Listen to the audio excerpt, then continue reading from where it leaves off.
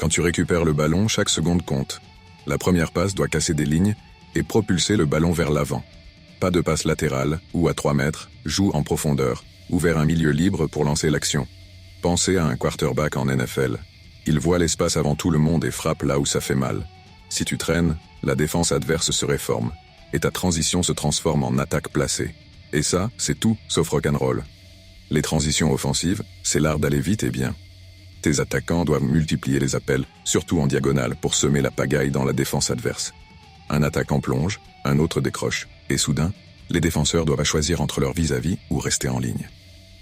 Résultat, des espaces béants à exploiter.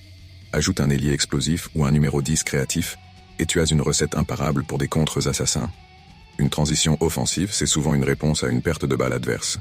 Identifiez immédiatement où ils sont déséquilibrés. Un latéral monté trop haut envoie une longue ouverture dans son dos. Un milieu mal remplacé percute dans l'axe. Il ne s'agit pas juste d'aller vite, mais d'aller là où ça fait mal. Et avec un peu de flair, ça peut faire très mal. Bref, une bonne transition offensive, c'est de l'instinctif, du vertical et sans fioriture. C'est l'instant où ton équipe devient une meute affamée.